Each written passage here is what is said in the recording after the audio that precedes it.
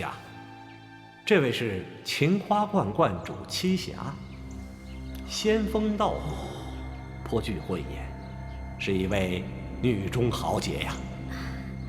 无量寿佛，贫道栖霞拜见太子殿下。栖霞观主，这道场与秦花，真是天下一绝呀！太子谬赞，贫道惭愧。一切看似正常，只是在观花之时，太子殿下与学生等人都曾闻到过一股浓郁的芳香，且香气十分奇异。学生站的还不如太子迫近，却数日之后尚觉得心神恍惚。太子当时也似有些心神混乱。那天，秦花观观主栖霞献茶，太子却不知为何品茶时，仿佛大吃一惊，有些恐惧。学生当时未及深问，事后问起，太子对卑职说，饮茶之时，突见一缕血丝自茶中蔓延开来，竟将茶水染成血色。曾太啊，那茶水你们也喝了吗？学生和在场诸人都喝了，却未曾见太子所说的异象。这就怪了，你给圣上的加急文书为何不报此事呢？哎呀，血色青花，血色香茶，太子神情恍惚后竟然失踪，这种种迹象四肢不详。太子失踪，学生不敢不报，但因此前秦花祥瑞的奏折已经令卑职汗颜了，故而此类一斗，学生再不敢写进文书，只待大人到了，方才敢尽数向大人禀明，否则一旦张扬出去，恐为心怀异志的不成所见，与朝廷不利。今日既已说出，不知妥也不妥。好吧，今天就到此吧。晚上我要将太子失踪现场的所有人重聚到画舫，你必须密切的配合。你听明白了吗？但凭恩师差遣。这个曾泰，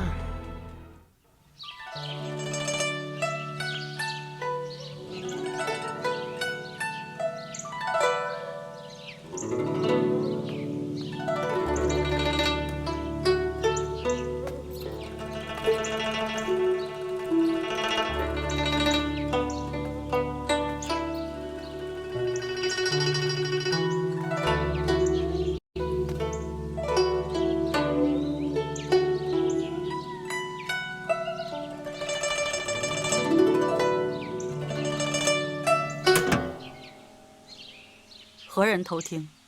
紫嫣，是我。殷公子，子言此时自娱自乐，不娱人。紫嫣，我此来，并非取乐。子言除了自娱，已身无长物，又何劳公子挂怀？我记得你曾经跟我说过，想在你的舞里加一点特别的东西。我想到了。什么？你看！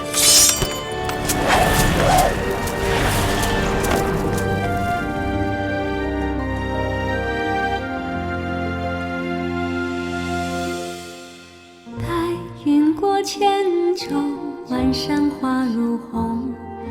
离身穿枝头，醉眼不休。换别天涯游，浅尝红尘酒。与你手牵手，花舞飘流。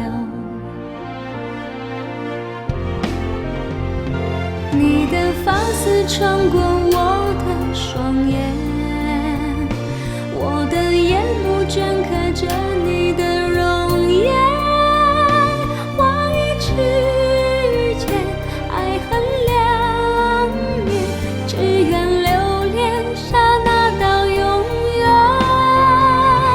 你的发丝穿过我的双眼，我的眼目镌刻着你的容颜。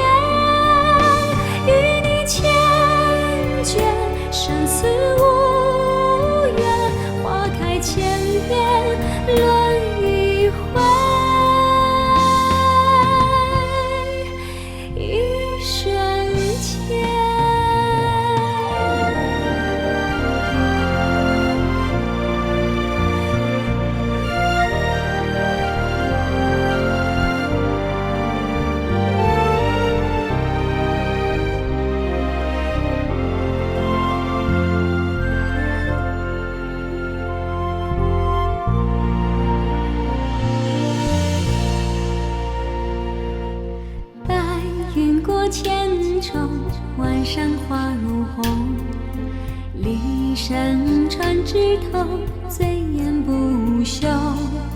换别天涯游，浅尝红尘酒。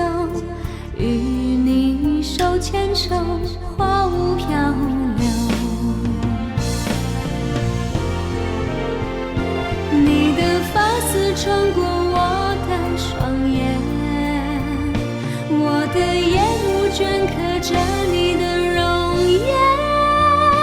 话语之间，爱恨两面，只愿留恋刹那到永远。你的发丝穿过我的双眼，我的眼目镌刻着你的容颜，与你缱绻，生死无缘，花开千遍，轮一回，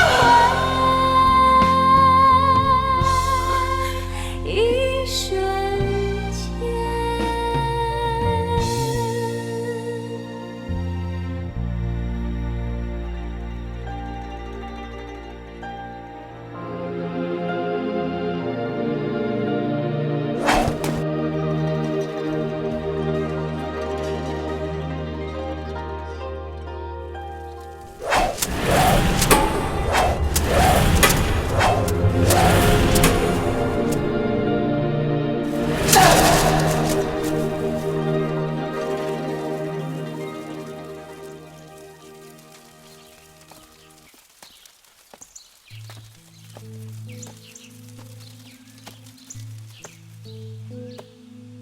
没用的，你知道，没用的。紫嫣，紫嫣，哎呦，宝贝儿，你让为娘好找啊！曾大人今天来了帖子，今天晚上又是15，众位公子王孙都要来画舫游湖。我的好姑娘，你快些去准备准备吧。来也罢，不来也罢，左右不过如此。妈妈又何必着急？哎呦，看姑娘说的，如今大家听了姑娘的发落，我们好歹也不能马虎了自己是吧？这是今晚新添客人递的拜帖，还请姑娘早些过目哦。紫衣真国色，嫣然到玉堂。姑娘请，还是不请？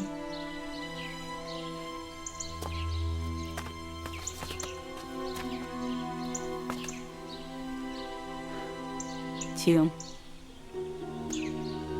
多少墨客诗人，紫嫣姑娘都不放在眼里，为何竟对这寥寥数语网开一面？我就喜欢这样的冷慢疏忽，自有股真性情在。那些千言万语阿谀奉承的帖子，又有几句真话在里面？英曼绝不以假意待姑娘。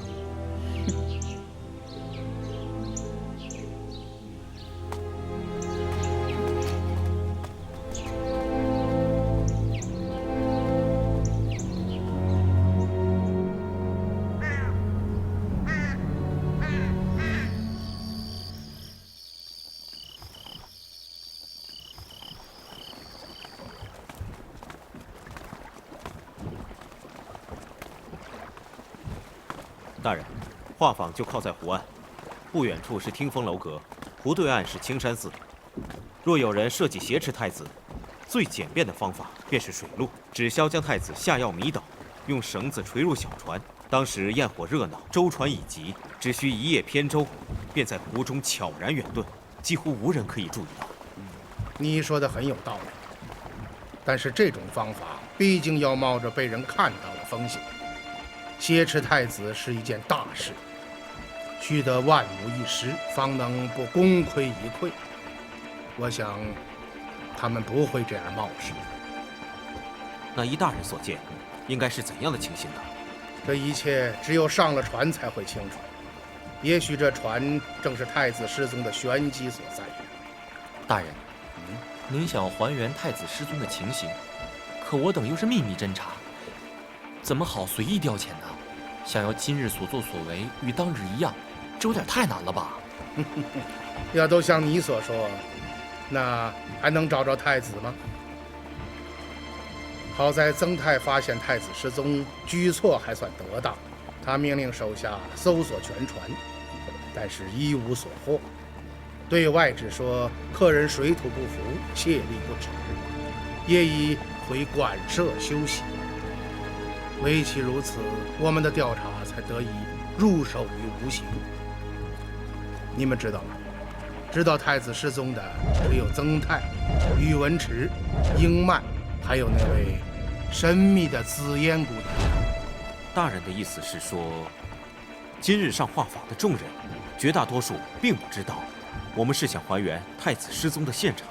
当然了，我等3人也是以普通游客的身份前来，而且我已经写了拜帖，取得了登上画舫的资格。元芳跟随大人这么久，还是第一次知道，原来大人也会写这些浓词艳赋，居然还入了这位紫烟姑娘的法眼。元芳啊，说你就是个木头，难道屈原就一定句句都是路漫漫其修远兮，吾将上下而求索吗？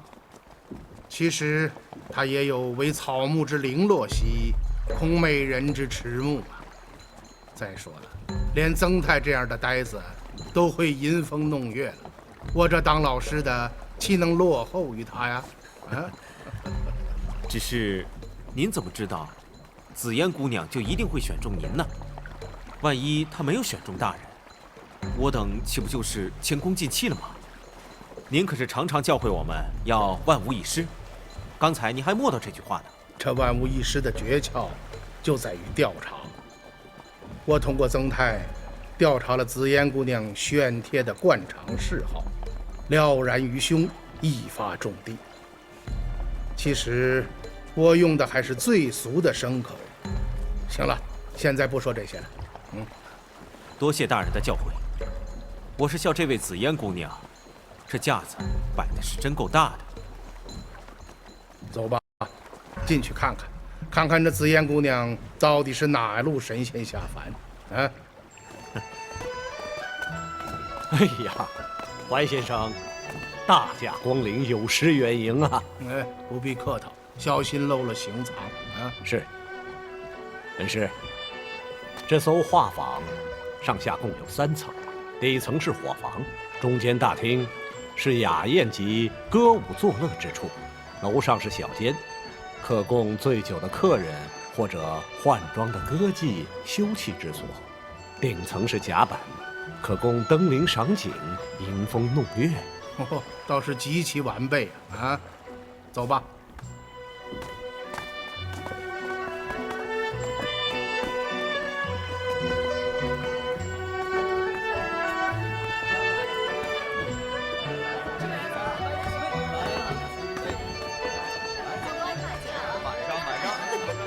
哎呦，贵客们吃得怎么样啊？敢问这位先生高姓大名，仙籍何方？在下怀英，这2位是我的随从，怀元、怀芳。原来是怀先生。江州物华天宝，怀某仰慕已久，此番慕名前来，果然是璀璨繁荣，瑶池莫属啊！听说江州最近还出了一件大大的祥瑞，正要向公子请教一二，敢问公子尊姓啊？鄙人姓殷，单字一个曼。哦，原来是殷公子，幸会呀！怀先生适才所问，可是秦花观血芹花盛开一事？正是。听说这雪芹花已经被敕封为韩国夫人，真是海内独举之盛迹，百年未闻之风雅呀！这韩国夫人哦，她怀先生有所不知，这芹花虽奇，却又奇而至诡。此番枯而复荣，不知应在何事。如若应得当，自然是附庸风雅；如若应不当的话，这位先生语出惊人，敢问尊姓大名啊？鄙人宇文池，一介画家。哈，狂言无忌，您大可不必在意啊。听你所言，这情花并非什么祥瑞啊。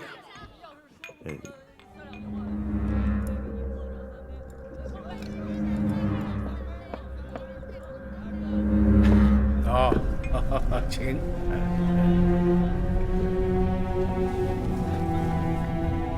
来，是情花，下面有机关。真是漂亮啊！漂亮！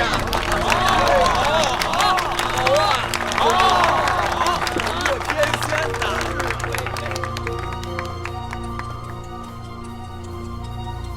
哎呀，好啊！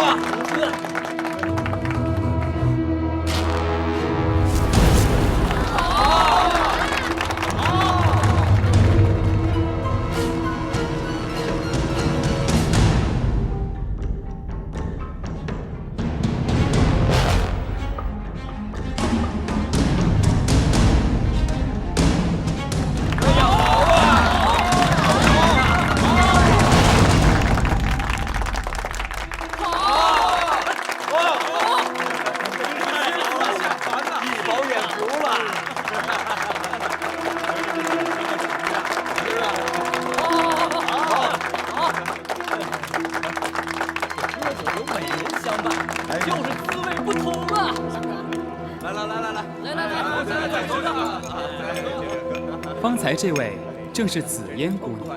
哦，果然是神乎其技呀！怀先生，此不过墨迹而已。这位紫嫣姑娘其实最擅长琴棋书画、诗词歌赋，竟只是无一不通啊！哦，这确实是难得呀。不过怀芳有一事不明，还想请教诸位。方才紫嫣姑娘的舞蹈身姿曼妙，婉转动人，为什么她的舞蹈当中却隐隐有一股杀伐之气？哦，这个在下倒是没有看出来呀。难不成紫嫣姑娘衣袖飞舞，怀芳先生却看成了武林高手飞花亦可杀人的绝技了？正是如此。想不到殷公子看似富贵中人，却也是武林同道。先生过奖。我等商客行走江湖，自然需要懂一些防身之术。不瞒诸位，紫嫣姑娘这支舞名曰花飞花，这飞花甩袖的动作，正是在下与她一同创制的。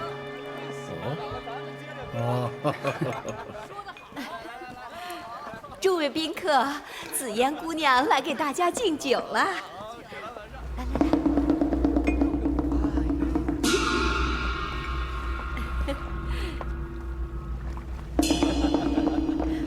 紫嫣按例向各位同知祝酒。刺史大人，紫嫣就先从这桌开始了。好，好，好。先干为敬。请。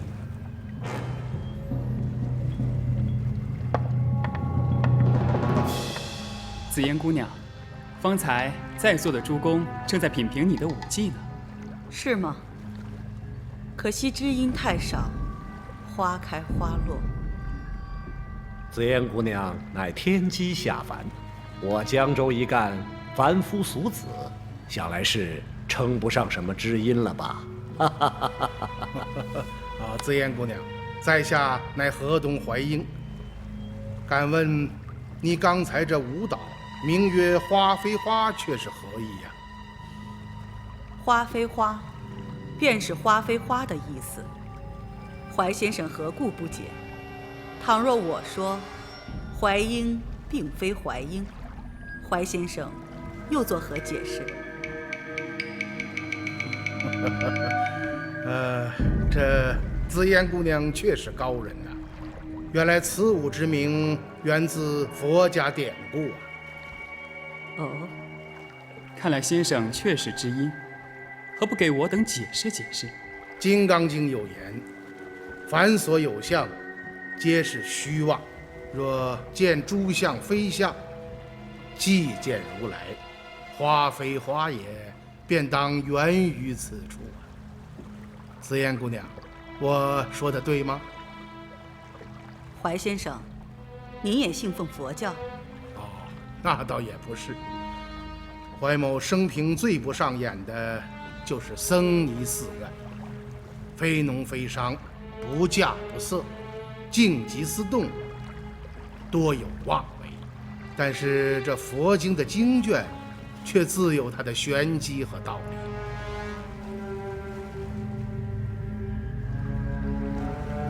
怀先生此解倒是有趣。花非花，怀先生不是怀先生，那我英曼自然也不是英曼。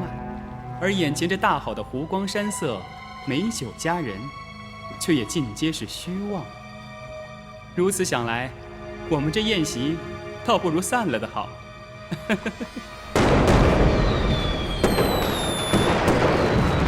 哎呀，真是漂亮！各位宾客，青山寺燃放烟花，请各位欣赏啊！看烟花，真好看。远方李春呐，按计划分头行事，去吧。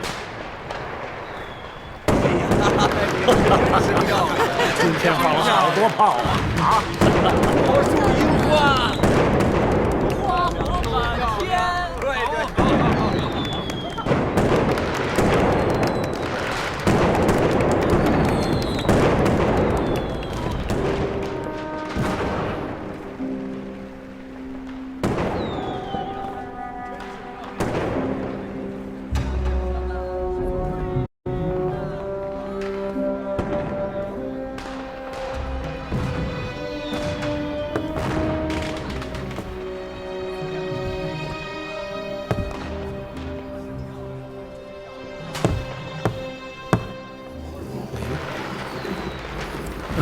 这倒是有趣啊！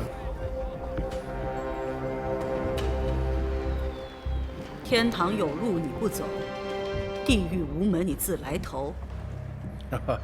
若是这地狱当中有同道接应，下来看看，又有何妨啊？说得好，那你就下来吧。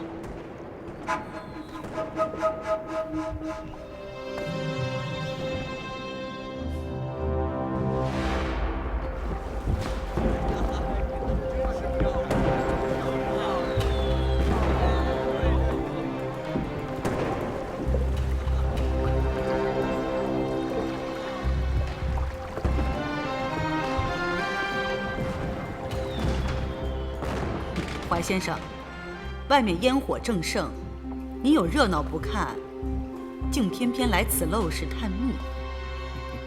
烟火常有，在这密室中见到紫烟姑娘的机会可不常有啊！我百寻不见，哪还有心思看烟火呀？所以才到这里来了。什么密室，雕虫小技，让怀先生见笑了。姑娘谦虚了，在下看这密室虽小，却是别有洞天呐。哦，那怀先生又何以见得呢？这暗室本在厅堂之下，又经过机关曲折，照理应当隐蔽幽静。可是姑娘隐匿于此，却能将厅堂之上的声音听得一清二楚，真可谓窥一斑而见全豹啊！先生果然明察秋毫，紫嫣佩服。只是紫嫣本红尘中人，欢场之上，凡事若没有点技巧，又何以营生？这个道理，想必先生也是懂得的。那是自然，只是怀某好奇，无意中触动了上面的机关，这才来到了这里。难得有人如此好奇，你真的想知道吗？正是。那就请随我来吧。好，请。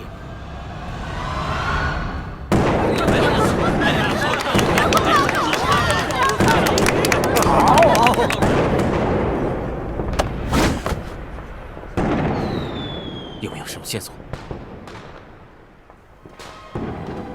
怀先生，请。好。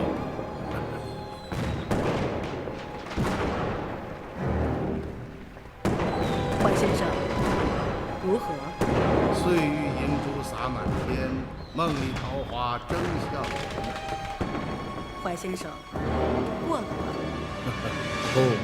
不过，过的只是这天上的流云呢。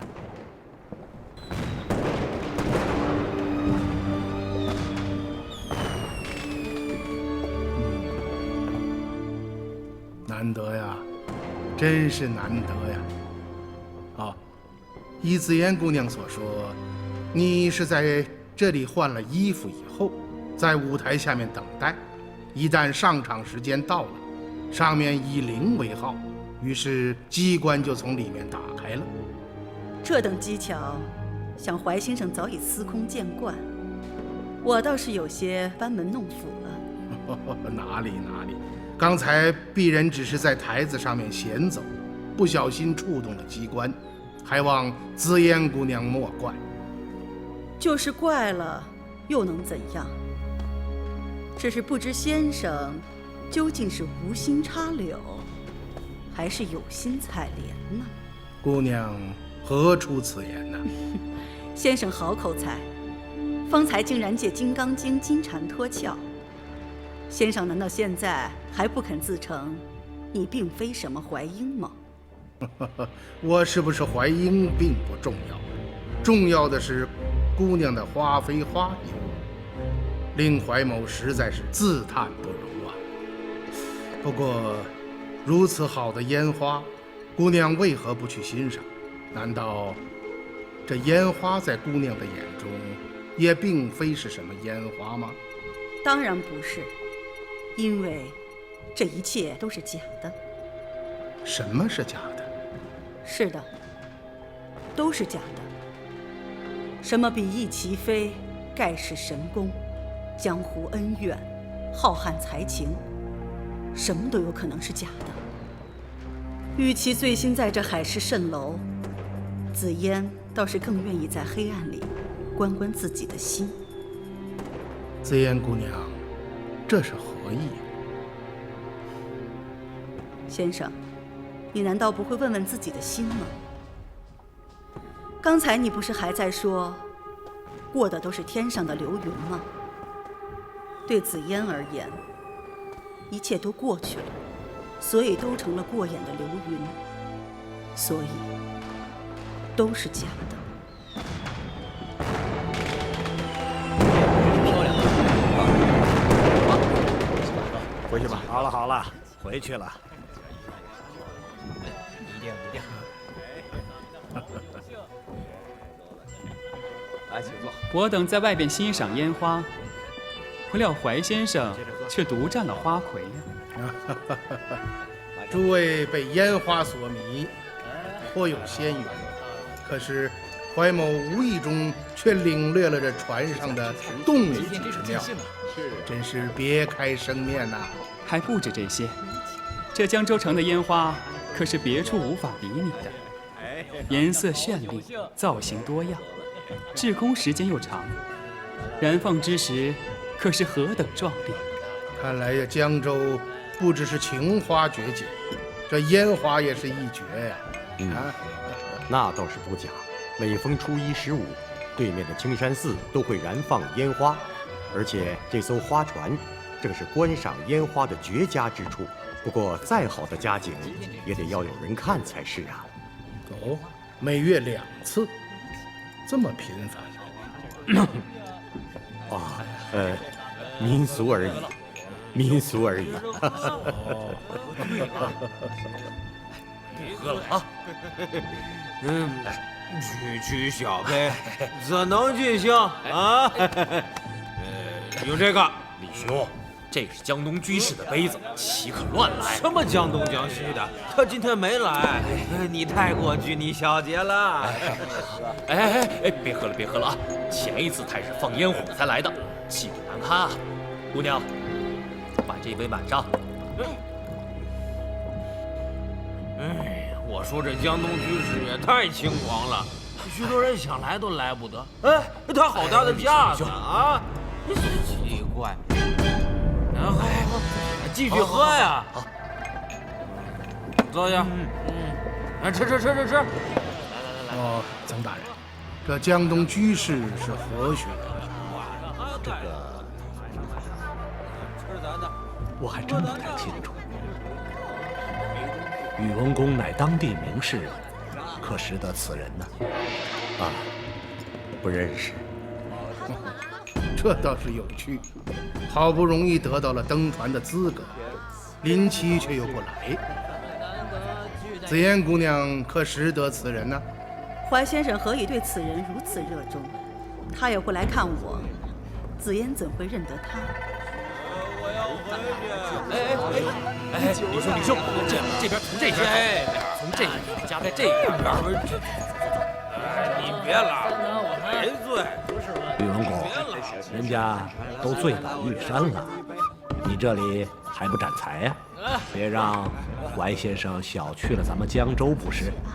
啊，那在下就献丑了。啊。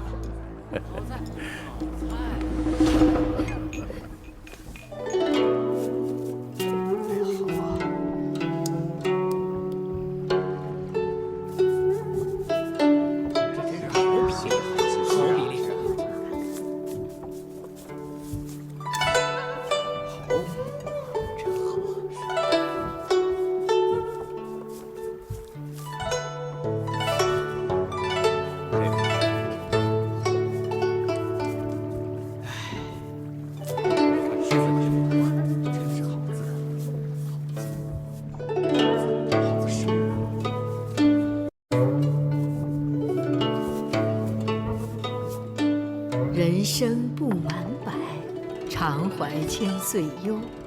昼短夜苦长，何不秉烛游？好诗。大人，他这写的应该不是他自己的诗啊，这首诗。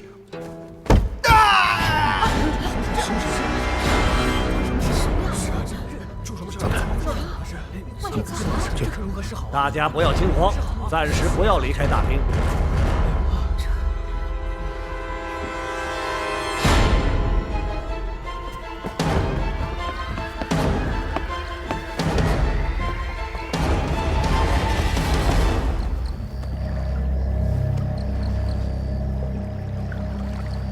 大人，您看，是那位醉酒的李相公，他只是喝多了，应该没什么大碍。没有大碍，地上的血迹是哪里来的？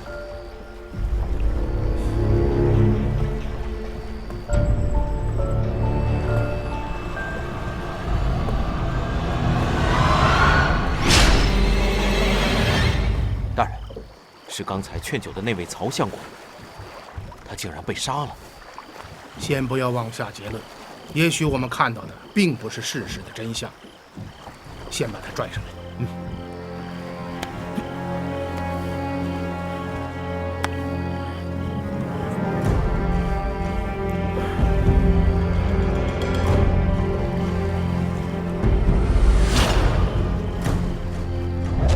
把杯子换了，把酒满上。真的是他。看来李相公身上的血就是他的。只是这曹相公究竟何许人也？为何会突然遭此横祸呢？看来我还是说对了，他并非死于船沟，而是早在甲板之上就被人暗地封锁。大人的意思是说，他先在甲板上被人杀死，然后被挂上铁钩，再沉尸水中。正是如此。可那惨叫又如何解释？不，是杀人者自己发出的那声惨叫。凶手正是要暴露他的尸体，杀鸡儆猴。大人，莫非是这曹相公发现了什么？元芳，快回大厅！究竟是出什么事了？这太吓人了！怎么会这样啊？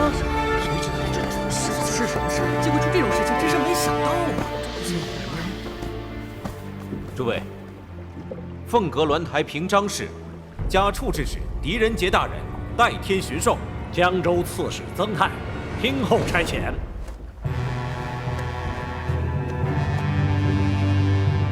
李纯，出去查看一下。诸位免礼，都起来吧。谢大人，谢大人，诸位，因江州近日天降异兆，晴花盛开，本阁奉圣上谕旨前来巡视。今夜本想与诸位共享湖光，不料曹公遇害落水，死于非命。适才李某已外出查看，曹公系被利刃割喉，船钩穿心，沉入水中而死。凶手是在宇文宫祭席挥毫，众人聚精会神，无暇他顾之时下手杀人的。李某适才请诸位留步厅内，实在是因为凶手很有可能就是离席之人。离席之人，这怎么可能？对，这怎么可能呢？大人，卑职已经查过，满船宾客都在，并无人外出。如若所有人都在船上，凶手必然是行动迅速，杀人之后神不知鬼不觉地回到大厅。也许此刻他就在我们中间，肯定直接跑了。怎么可能回头是谁呀？大人，会不会是船夫、伙夫，他们建立起义，贪财害命啊？对，曹相公是被利刃割喉，一般的船工、伙夫焉能有如此精准的手段？再说小偷小摸对他们已经足矣，又何必冒险行凶呢？大人，狄春方才在船上并未找到吻合曹相公伤口的凶器。还有那个醉酒的李相公呢？我这就去。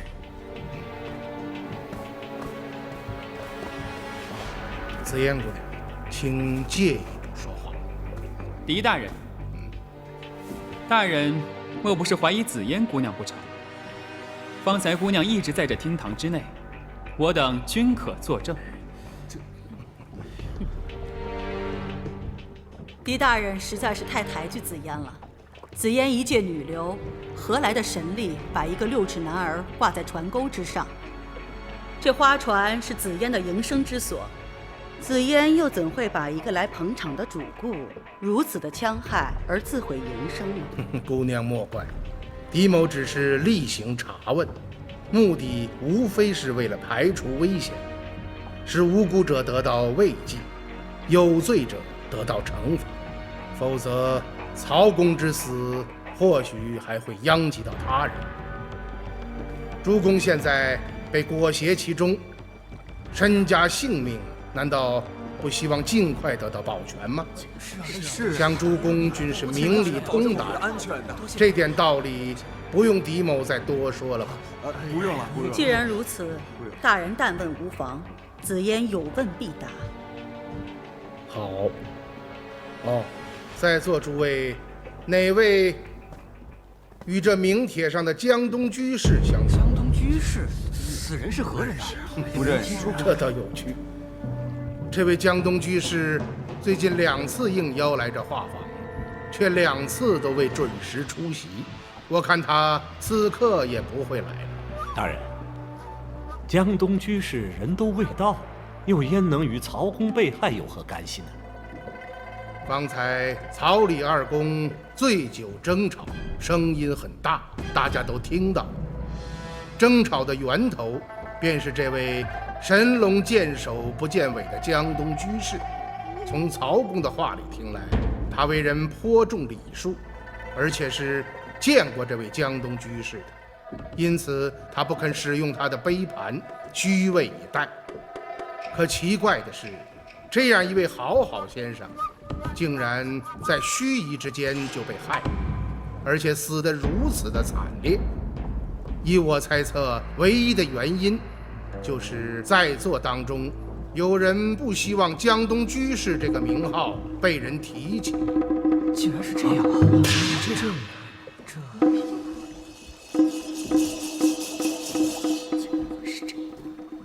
诸位可知是何人安排的座位啊？禀大人，是老身亲自安排。那你告诉我，这位江东居士乃是何人呢？老身不知道。哦，这客人不知道，你这做主人的也不知道？禀大人，这位江东居士上回头一次赴宴便来迟了，宴席开场，他尚未就座，老身只是模糊的有点印象，好像快要散场之时，才见他喝得醉醺醺的，被人搀扶着走了。究竟他长得什么样子，老身并未留意。凡是客人，必留笔墨。他的拜帖在什么地方？拿来我看。是。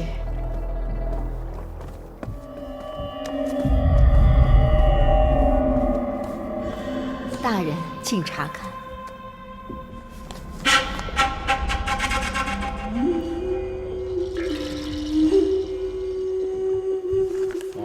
诸位都是本地的名士，这位江东居士的笔墨颇为不俗，诸位可有人识得他的笔迹呀？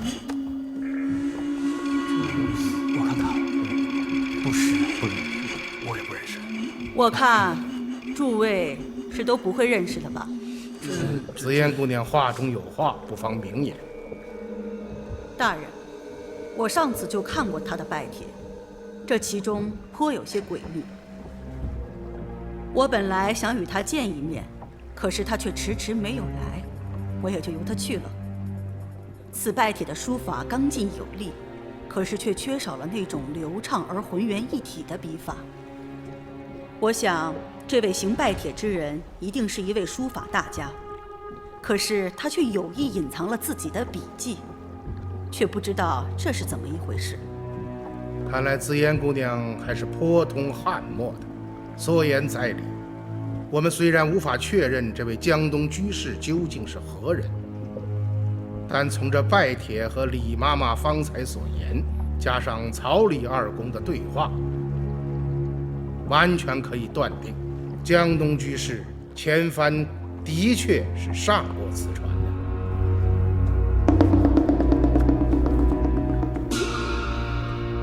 紫烟姑娘，你真的对自己的宾客没有一点的印象吗？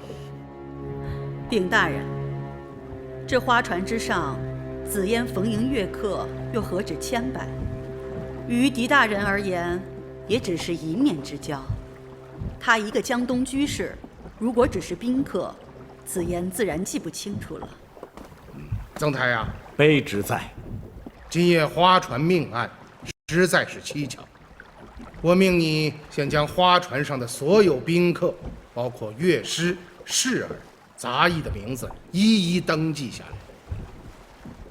大人，卑职已事先命下属备案了。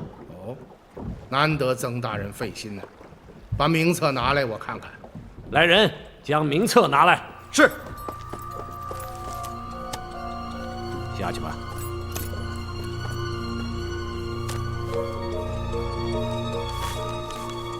禀大人，今晚船上共有33人，其中宾客18人，其余15人皆为花船侍从，各种明细都写在上面了。这18位宾客与上次一模一样吗？绝无二致。那么通知江东居士赴会的请柬，又是谁发出的呢？禀大人，别人的请柬都是老妇亲自送出，只有这位江东居士的请柬和这曹相公的请柬一样，是由曹相公自己来问。若是知道他们已被邀请，请柬就不必老身送了，所以就没有详细地址，老身为了图省事，并没有多想。可是谁又能知道，这位曹相公竟然死了呢？原来是这样。好吧，你退下吧。是。大人，那李相公虽然已醒，却什么都想不起来了。我知道了。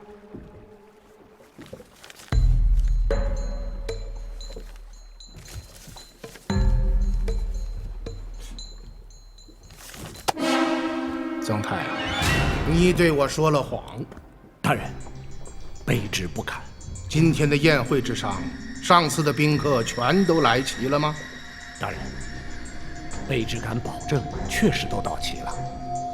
除了那位谁都不认识的江东居士。但是不对，还少了2个人。还少了2个人？不会吧？怎么？你真的想不起来了吗？卑职愚钝，还请大人明示。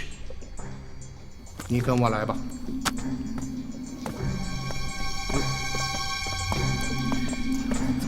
这种事呢，事情这是如何是好？对呀。回来就知道了。好吧。把门关上。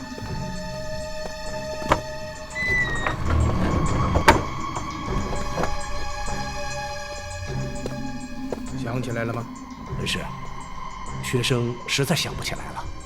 我问你，太子身为储君，可能把自己身边的护卫打发的一个都不剩吗？哎呀，学生该死，我怎么把他们2个人给忘了？学生确系疏忽，还请恩师明察。那我问你，这2个人现在何处？为何今晚不见？太子失踪的当夜，他们2个人又在做什么？此2人确系太子的贴身保卫，一个叫李泰，一个叫李俊。当日也确实与太子一起上的船，饮酒观花，好不开心。太子失踪之后，此2人的酒也被吓醒了。是卑职命他们暗查画舫，但一无所获。前几日又被陛下召回问话，估计今晚就会驿馆了。恩师，都怪学生糊涂啊！想着这2人是护卫，就绝非绑架太子的嫌犯。恩师要想了解情况，就找他们询问便是。因此，我并没有将他们算作客人之内，也就没有把他们请过来。我现在命令你马上把他们2个人叫到这儿，我有话要问。是，学生这就前去。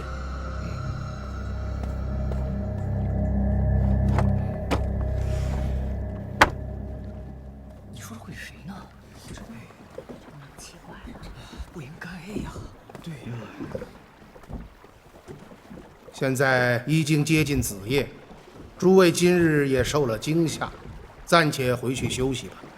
不过此案未破之前，未得我的手令，诸位不得离开江州半步。明白。是的，大人，在下告辞了。子言，那我走了。大人，在下方才大言失礼，还望大人勿怪。哎，殷公子仗义直言，不失本真，本阁何怪之有啊？既然如此，那在下就告辞了。好。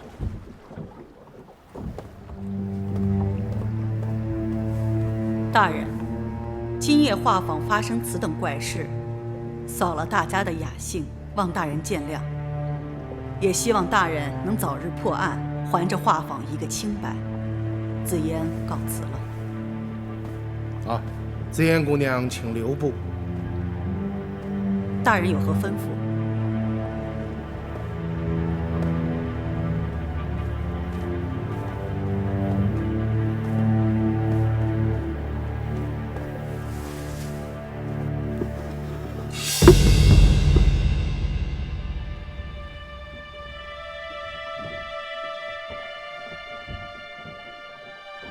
大人，借一步说话。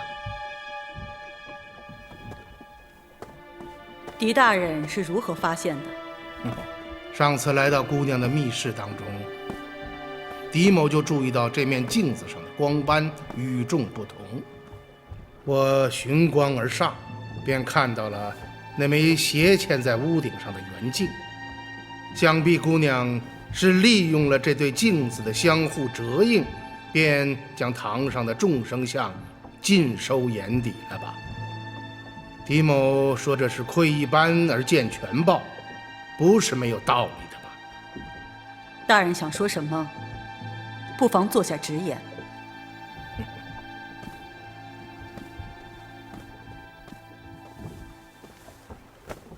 既然姑娘爽快，狄某也不拐弯抹角。上次宴会当晚，姑娘当真是什么都不知道吗？我曾暗中查访，姑娘所宴宾客之中，多数都是你座上的常客。若是来了陌生面孔，姑娘不可能不知道。如今出了命案，姑娘的密室又是机关重重，要是查讲起来，我怕姑娘也是有口难辩吧。狄大人，紫嫣对那位江东居士确实没有印象。那天宴会开场，他的确未到。紫嫣为了自尊，也没有再留意过他。只是什么？只是曹相公陪同的另一行宾客，很快就喝得酩酊大醉。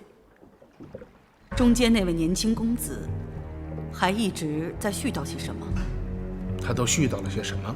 当时，他嘴里一直重复的2个字：绿梅，绿梅，绿梅，你等等我，等等我，绿梅，绿梅，正是。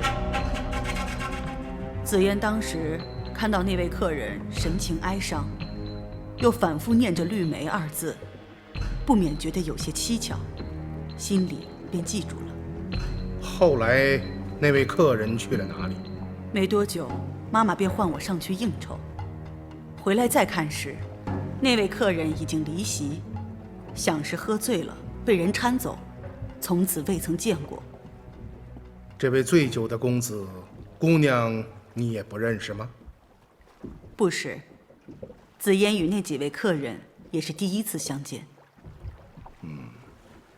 既然姑娘想不起来了，那狄某就提醒于你，他就是在这花船上失踪的当朝太子。太子？你是说他是太子？他在我的画舫上失踪了？紫嫣姑娘的花船在凤栖湖独领风骚，堪称江州一景，外表奢华富丽，内里却机关重重。当朝太子失踪于此，姑娘以为还能撇清关系，以花魁之态坐观山色湖景，与达人们附庸风雅吗？依你所言，当日太子醉酒不醒，口中又频唤绿梅之名。我且问你，这绿梅是何许人也？何以太子在你的船上频呼其人？你能告诉我吗？太子频呼绿梅，以紫嫣想来，此人定是太子的至亲至爱。太子酒后食言，吐露胸中情愫，与紫嫣何干？我又怎能知道太子的挚爱是什么人呢？如果太子没有失踪，你的这番解释还说得过去。问题恰恰是太子在频呼绿梅之后，就莫名的从你这花船上消失。姑娘，你冰雪聪明，往后的话还用我再说吗？姑娘，你究竟是什么人？能告诉我吗？大人，我先是太子失踪，今夜又发命案，姑娘万不可自作聪明，反受其累。狄某奉劝你坦白实情，知无不言，否则莫说你这花船，怕是连姑娘的身家性命，任他是谁，到时候想帮都帮不了你。回大人，我的确认识绿梅，正是因为他，紫嫣才逃到这江南来。本以为避开祸头，没想到命运弄人，竟然会在这里遇到太子。绿梅究竟是谁？你又是谁？绿梅是我姐姐。姐姐？正是，我和姐姐绿梅本是孤雏，自小相依为命，不幸流入红尘。此来江南之前，姐姐与我都是京城浣花楼的歌姬。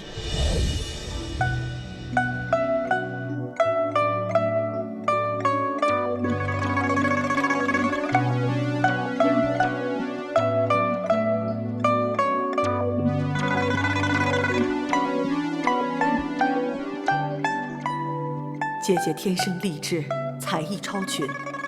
太子微服野游时，对姐姐一见钟情。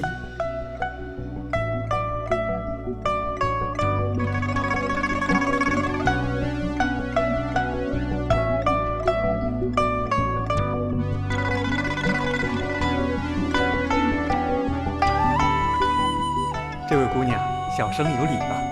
不敢，绿梅有礼了。好，姑娘好漂亮。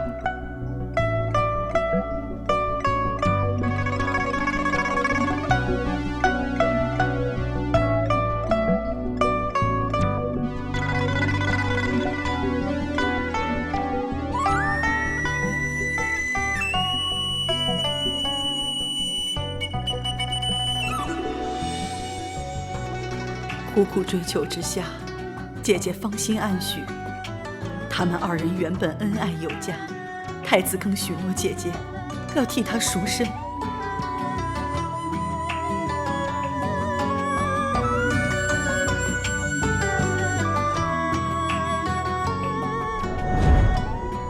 却没想到，太子非因门第之见，对姐姐心怀妒忌。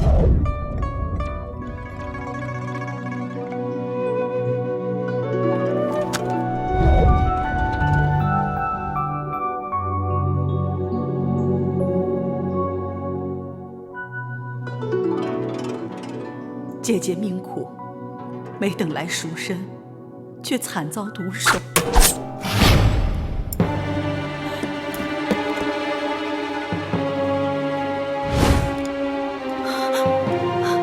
绿梅姐，绿梅姐！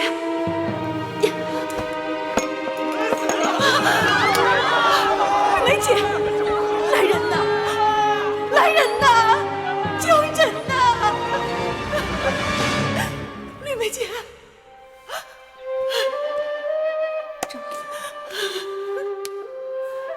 照顾好自己，快走，快走！不，我不能丢下你，快走，快走！紫嫣也因此失去了世上最后一位亲人，再无依靠。诀别之际，他嘱咐我要逃离京城那是非之地。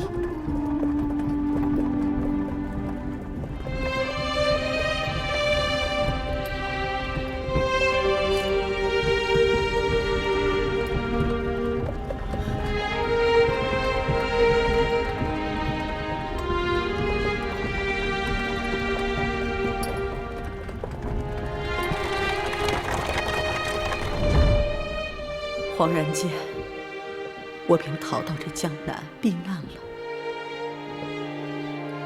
突然相遇，他竟将我错认成姐姐绿梅。我怕落得和姐姐同样的下场，故而拒绝与他相认，急忙夺走。究竟他去了哪里，紫嫣实在是不知。大人请看。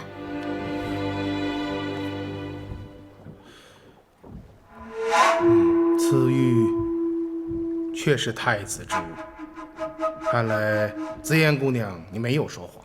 大人，紫嫣绝不会拿性命开玩笑。此事关系到太子的安危，在没有找到太子之前，希望姑娘不要对外声张。大人放心，大人，曾大人怎么了？大人，别不是又出什么事了吧？走。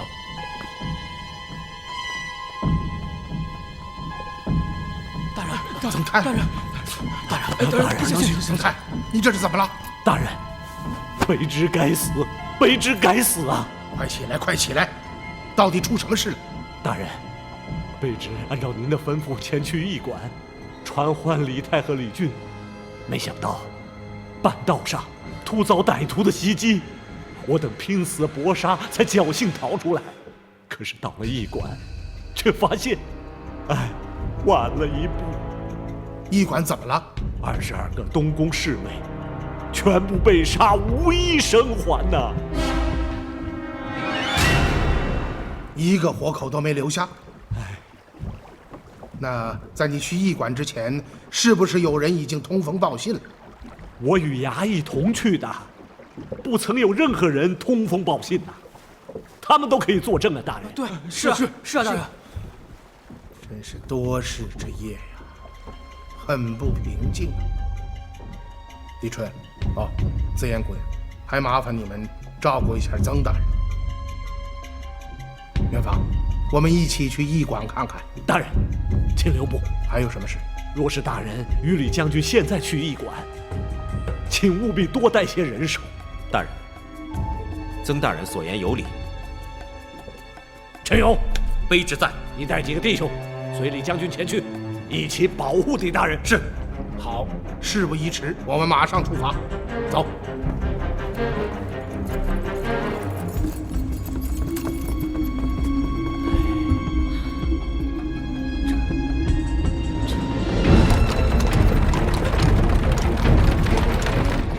大人，如今您为何突然问起李泰、李俊二人的事情来？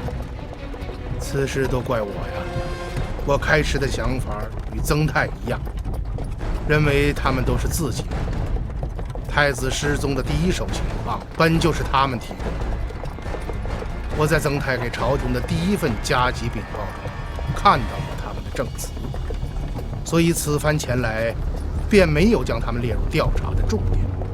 也不指望他们还能提供什么更有价值的情况。可是今天晚上，紫嫣的一句话提醒了我。她说：“既然是宾客，就应该记不清了。”这使我突然想到，我们的调查受到了宾客的局限，所以只注意到了江东居士，却没有想到太子的亲随也是人，也有可能成为证人。或者是嫌疑人。我这样一想，便突然发现不能漏掉他们，而且还要尽快地对他们展开调查。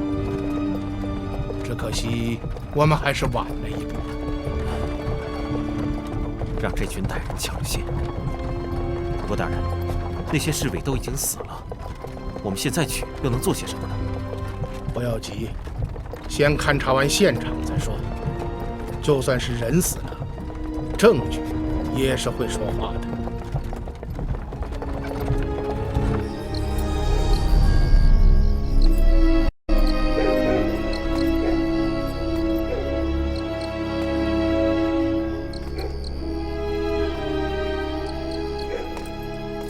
大人，22个人都在这里了。元芳啊，你怎么看？大人，太子侍卫均是牵牛卫中百里挑一的剑者，武功自是不凡。凶手能在片刻间将他们屠戮殆尽，除了武功非凡之外，想必在杀人的技法上，应该还有别的手段。就这些？还有，他们为何要急于在曾大人赶来之前将侍卫灭口呢？想必是想掩盖什么秘密。说得很好。可是，他们想要掩盖什么呢？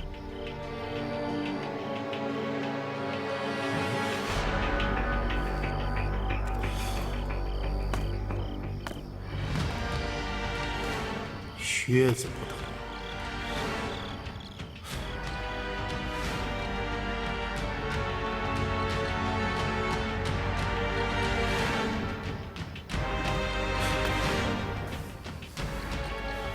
衣服也不一样。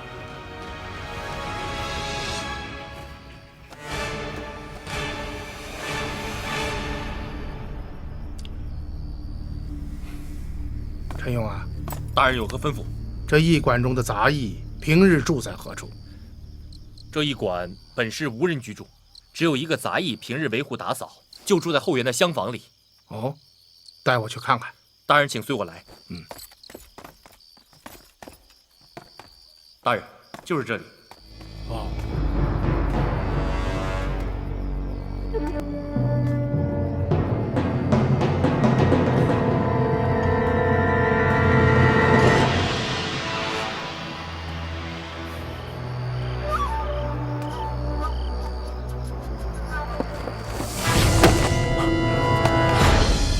快去看看。是。大人，为了安全起见，就让李将军自己去吧。也好。这里的夜倒是很静啊。是很静，不过总是觉得有些毛骨悚然。陈勇啊，你等跟随曾大人有多长时间了？回大人，小人跟随曾大人时间不长，但是在江州府衙已经当差多年。哦。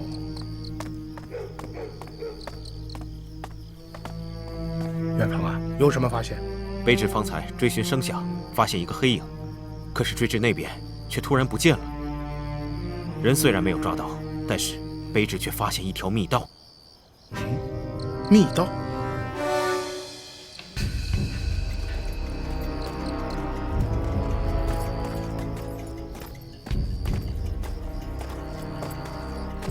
大人，卑职刚才追到此处，发现那黑影无端不见了。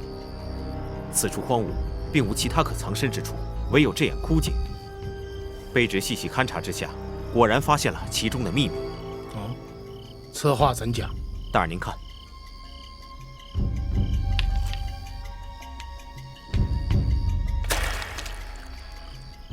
一般的水井，井深在15尺至20尺之间。可是这眼水井，从刚才试探的声音来判断，井深最多只有6尺左右。于是卑职纵身一探，发现果然如此，外观是个枯井，实则是一条隐蔽的密道。陈勇啊，这太子驿馆怎么会有密道呢？回大人，此驿馆原为徐敬业的家宅，密道估计也是当年所修。自从平定了徐逆之后，这宅子便改为了驿馆，密道也早已弃之不用了。既然是密道，远方陈勇啊，我们还是下去看看吧。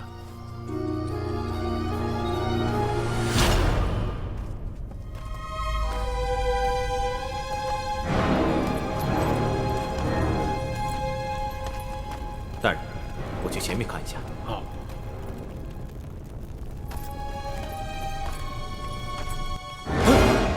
白骨，吓死我了，吓死我了！陈勇啊，你怎么会如此的恐惧？这好像不应该呀。按说你在府衙当差这么多年，出生入死也经过不少场面，怎么区区几架白骨，就把你吓成这个样子？小的该死，大人有所不知，小的当年曾在长史大人手下当差，只是后来长史大人被徐敬业所害，含冤而死。再到后来平定徐逆之时，这密道里曾经发生了一场恶战，那徐敬业的旧部像不知道着了什么魔似的，浑身上下溃发血疮而死，看一眼真是终身难以忘记。你亲眼看见过吗？这个小人不曾亲眼所见。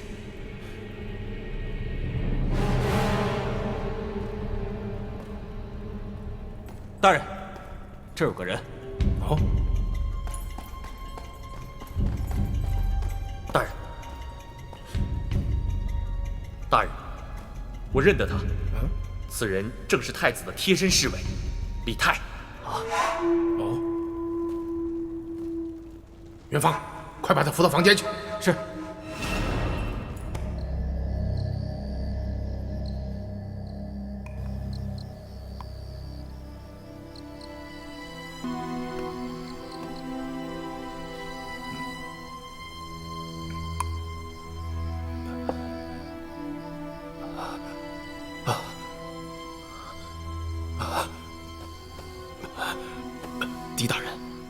阿力台啊，不必多礼。但是本官要问你几个问题，你要如实回答。是。第一，这驿馆当中究竟发生了什么事？第二，你又为什么会晕倒在密道当中？禀大人，卑职该死。卑职若非贪杯，李斯也不会待卑职而死。李斯，就是这驿馆中的杂役。大人，您怎么知道？太子带来了22名侍卫，都被杀死了，可是你却活着，这就说明死者当中有一个并非侍卫。这我们在勘验尸体的时候已经注意到了这一点。陈勇认识你，却没有在尸体当中发现你，反而发现了一具不像侍卫的生人。他虽然披了牵牛卫的外衣，可并没有牵牛卫的腰牌，也没有穿牵牛卫的制靴。从种种迹象来看，此人只能是馆驿中打杂的杂役，外人是不可能混迹于此的。既然你自己提到了李四，我当然就能断定，他就是这位替死的杂役。大人英明。你还是告诉我，馆驿当中到底发生了什么事吧。此事说来，却是既蹊跷而又侥幸。大人，卑职因为好酒贪杯，其实正与李斯，就是无意中带卑职身死的馆驿杂役，讨了热酒来喝。我等因太子失踪，乃戴罪之身，平日里不得自由行动，口里快淡出鸟来。这李斯人品甚好，跟卑职投缘，于是把卑职偷偷叫出来，在他的下处喝酒。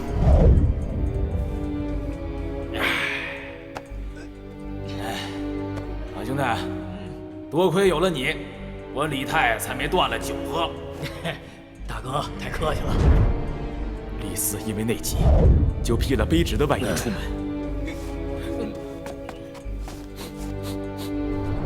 卑职当下就闻到一股奇香，这香气饶是厉害，很快就让人浑身瘫软，呼吸困难。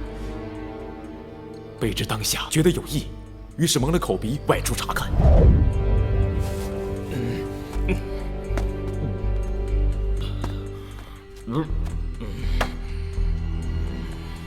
这个李四怎么把我的衣服拿走了？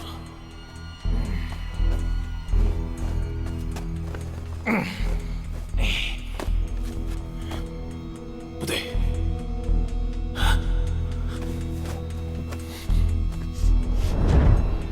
结果于暗处窥得惨状，那情形实在是太吓人了。快，动作快点！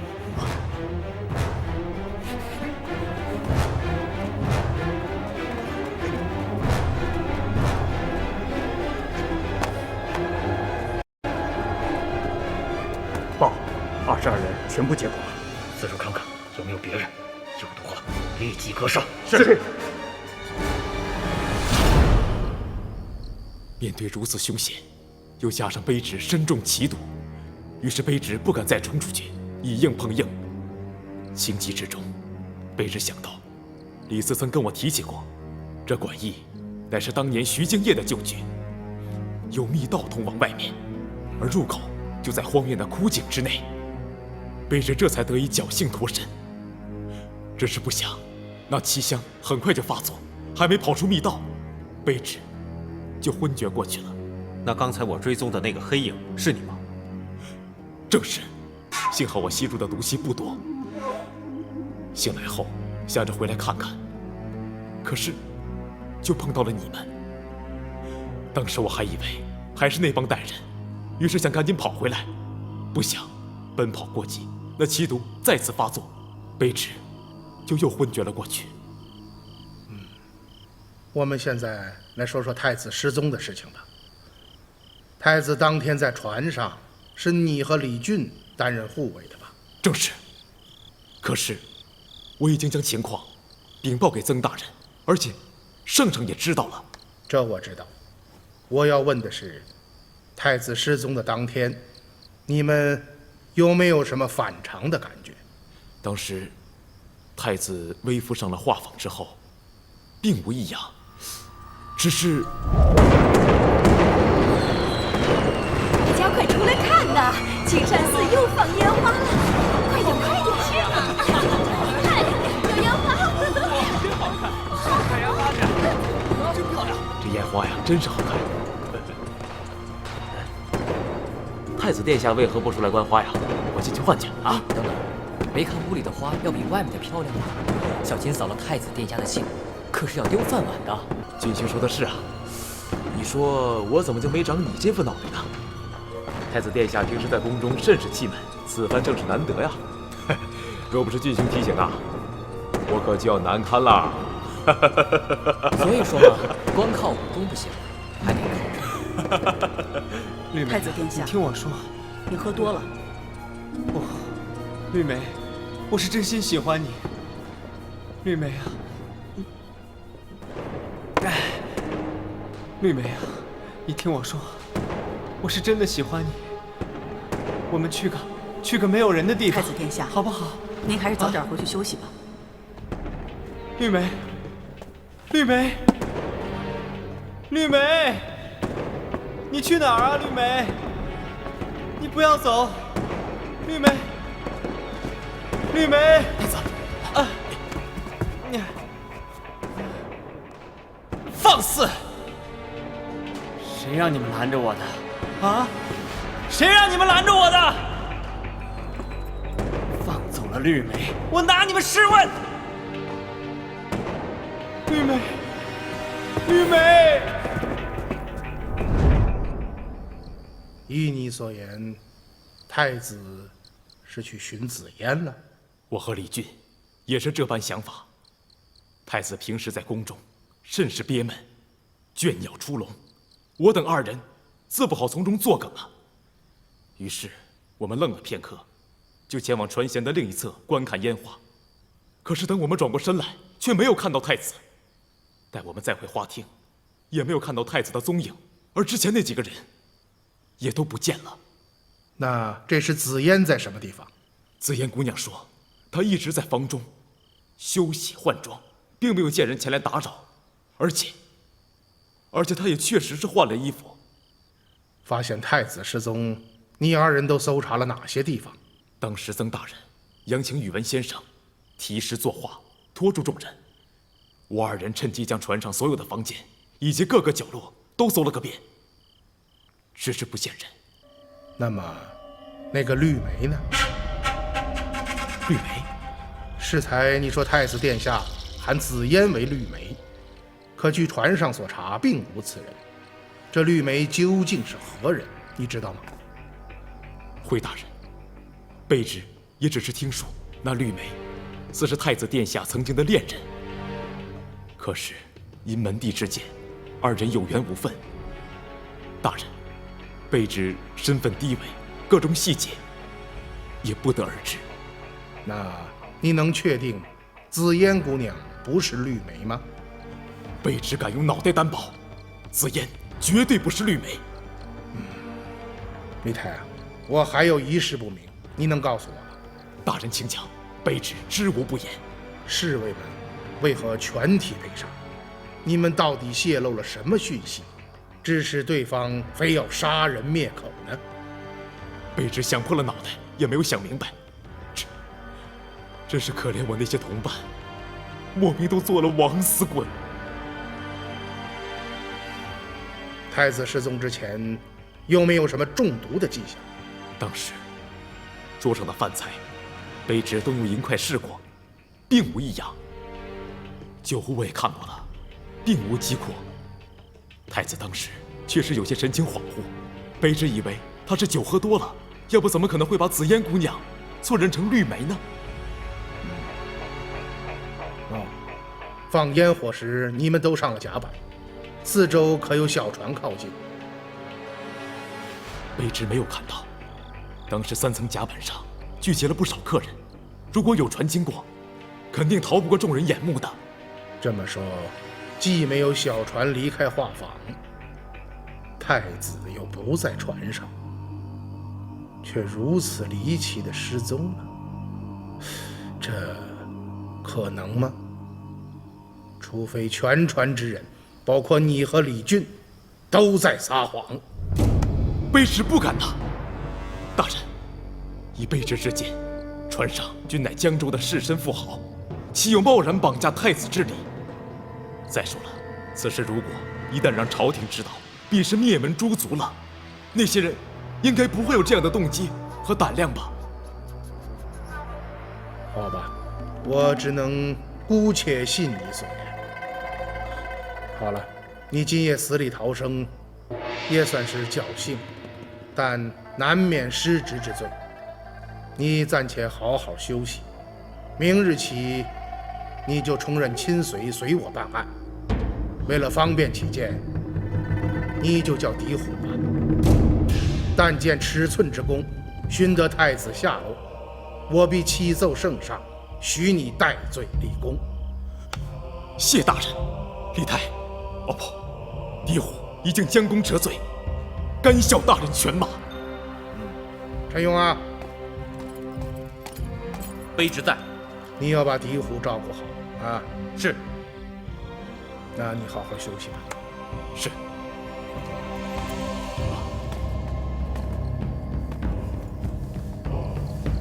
看来我们显然是被对手监控了。现在形势十分的严峻，你帮他们清理完现场，马上到我的房间来。